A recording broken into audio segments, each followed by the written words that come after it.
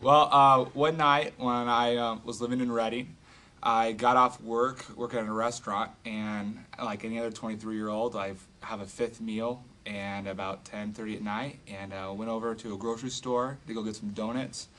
And I was walking in, I was passing by the cash register, and this lady was paying for her groceries, and I saw that she had hearing aids, and I thought, it's always a green light when you see crutches, people in wheelchairs, hearing aids. Just go up and ask them if you pray for them. So I approached the lady, asked her, "Hey, can I pray for you really quick?" And she's like, "Oh, that would be nice." And then she starts leaving. I'm like, "No, no, no, like right now, can I pray for you?"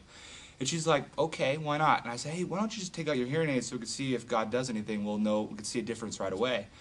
And so she takes out her hearing aids. We begin to pray for her, and the cash register girl, the cashier lady, she's watching the whole thing, unfold. And we began to pray for her. I said, "Okay, I'm going to take a couple steps back. You just repeat after me if you could hear me." And so, she's, facing the other direction, and I'm taking steps back, like, "Hello, my name's Chad. My favorite food's pizza and donuts." And she's repeating this till I get about 25 feet away, and she realizes that she has full hearing. She actually has better hearing than the cashier has. And the cashier is like in her late, teens, early 20s. And so she starts crying because her ears opened up. She was 90% deaf in one ear, 80% deaf in the other. And the cashier lady is crying as well. And suddenly, right when that happens, I just feel this wind on the back of my neck, and I get downloaded with all these words of knowledge of what God wants to do in the grocery store. And, I didn't have this. I was just going in there hungry. I didn't have this before.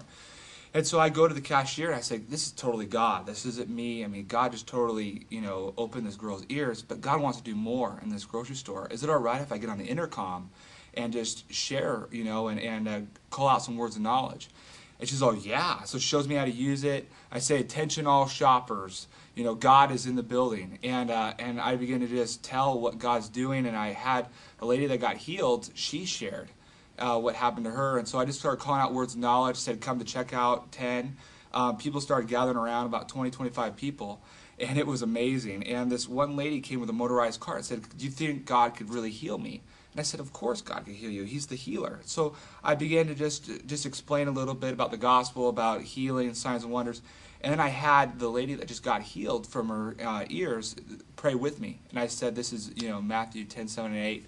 The kingdom of heaven is at hand. The sick get healed. The dead get raised. Freely received, not freely give." And it was her time to give away the kingdom when she just received it earlier. So we began to pray together. And I asked the lady in the motorized cart, she was getting prayer for her hip. She is going in for a hip replacement surgery. And she moves her hip a little bit, and she goes, "Oh," and I was thinking, "Oh my gosh, like, is she in pain?" And that's what I'm thinking in my head. And I asked her, "What's going on?" And she's like, "That used to hurt before." And I said, "Okay, well, try to do something else." So she gets up. She begins to walk and then go into this little jog. She begins to scream out, "Jesus has just healed me. Jesus has just healed me." The whole place goes crazy. They all start, like, hooting and hollering. I mean, this isn't like a church. This is in checkout aisle 10. And this guy in the back starts pushing people. And I'm thinking this guy's coming to, like, beat me up. He has a problem with this. I don't know. So he's shaking his, like, fist at me. And he gets up to me, and I'm, like, getting ready to defend myself. And he says, my wrist, I have carpal tunnel in my wrist. I've had them for 2 years. Will you please pray for me? And I said, "Of course." And I said, "While I'm praying for you, why don't you just move it around just to see if something, shifts or changes?" He's moving around. He goes, "Oh my gosh, they're on fire. They're on fire." I'm like, "Well, that's good. Heat's a good thing." And so he's like, "Oh my gosh, there's no more pain." He starts crying, and he begins to explain to me that he plays the piano, he teaches, and he performs, and that's how he makes his money. And he's been in total pain doing this. And now they don't hurt anymore. And he was coming into the grocery store tonight saying, "Wouldn't it be great if all the pain in my wrist left today?" And so I decided, hey, the kingdom just showed up. It'd be a good idea to introduce the king.